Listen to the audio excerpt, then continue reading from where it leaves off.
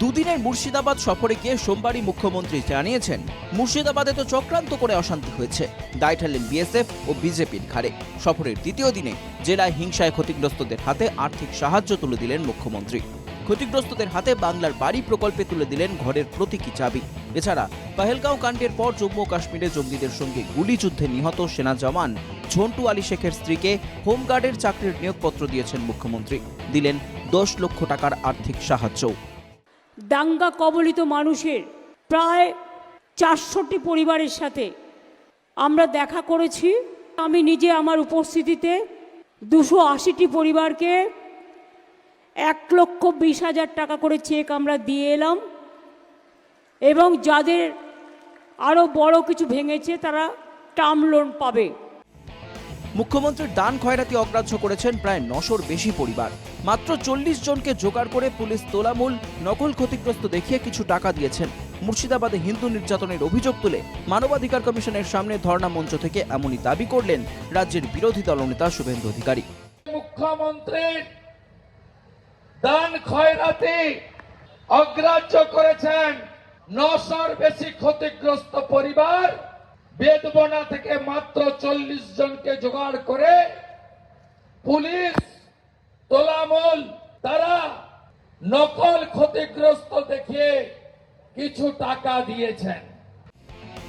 গত 16 এপ্রিল কলকাতায় ইমামদের সঙ্গে বৈঠকে মুখ্যমন্ত্রী বলেছিলেন, বাংলা নয় ওয়াকফ আইনের প্রতিবাদে প্রয়োজনে দিল্লিতে গিয়ে প্রতিবাদ করুন। কিন্তু ততদিনে মুর্শিদাবাদে অশান্তিতে হত্যা, ভাঙচুর, ইন্টারনেট বন্ধ, সেনা মোতায়েন সবই হয়ে গিয়েছে। এবার মুর্শিদাবাদ সফরে গিয়ে মুখ্যমন্ত্রী বললেন, বিজেপি কিংবা কোনো মৌলবাদী সংগঠনের কথা শুনে প্ররোচিত হবেন না। আপনারা নিজেরা ভাগ হওয়ার থেকে আমার গলাটা দেহ থেকে ভাগ করে দিন।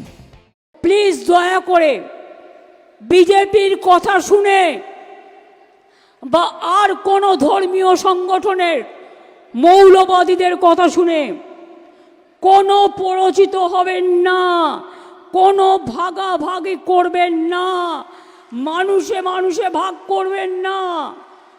আপনারা যদি মানুষে মানুষে ভাগ করেন, তার থেকে আমাকে আমার গলাটা আমার হৃদয় থেকে বাদ দিয়ে দিন। আপনি ওখানে ভাষণে বলেছেন বিজেপি দাঙ্গা করে, বিজেপি দাঙ্গা করতে গেছিল।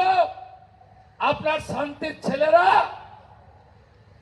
ওয়াকফ অ্যামেন্ডমেন্ট বিলের সঙ্গে এই পরিবারগুলোর কি সম্পর্ক আছে?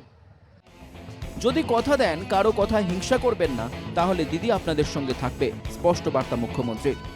কারো কথায় দাঙ্গা করবেন না, তাহলে দিদি আপনাদের সাথে থাকবে। আর যদি দাঙ্গা করেন, সবাই থাকলেও দিদি কিন্তু থাকবে না। এটা আপনাদের কাছে আমি বলে গেলাম। এটা আমার জীবনের স্বপ্ন।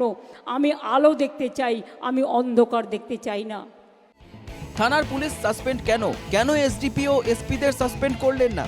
আপনার জন্য মুর্শিদাবাদ জেলার বদনাম হলো, মুখ্যমন্ত্রীকে তীব্র আক্রমণ অধীর রঞ্জন চৌধুরী।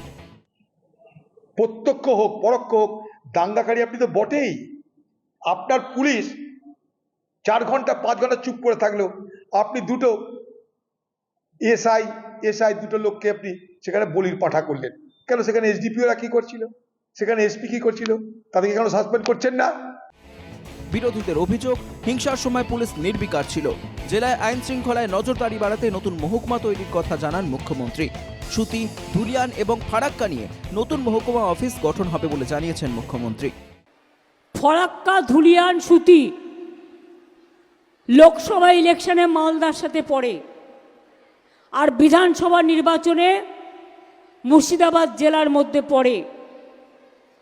এই জায়গাটায় অ্যাডমিনিস্ট্রেশনকে আরও স্ট্রং করার জন্য সুতি, ধুলিয়ান এবং ফরাক্কা নিয়ে নতুন সাব ডিভিশন অফিস তৈরি করা হচ্ছে।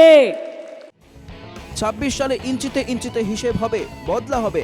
মুর্শিদাবাদে হিন্দু নিপীড়ন ইস্যুতে হুঁশিয়ারি শুভেন্দু। হিসাব আমরা নেব, হিসাব নেব।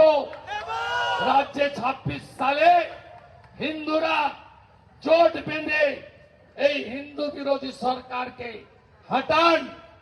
আমরা ইঞ্চিতে ইঞ্চিতে শুধু বদল নয়, বদলাও আমরা নেব। যে ওয়াকফ নিয়ে মুর্শিদাবাদে এই হিংসার পরিস্থিতি, সেই ওয়াকফ নিয়ে মুর্শিদাবাদে দাঁড়িয়েই মুখ্যমন্ত্রী অভয় দিয়ে বললেন, যদি আপনার অধিকার কেউ কেড়ে নেয়, অধিকার রক্ষা করার গ্যারান্টি আমাদের।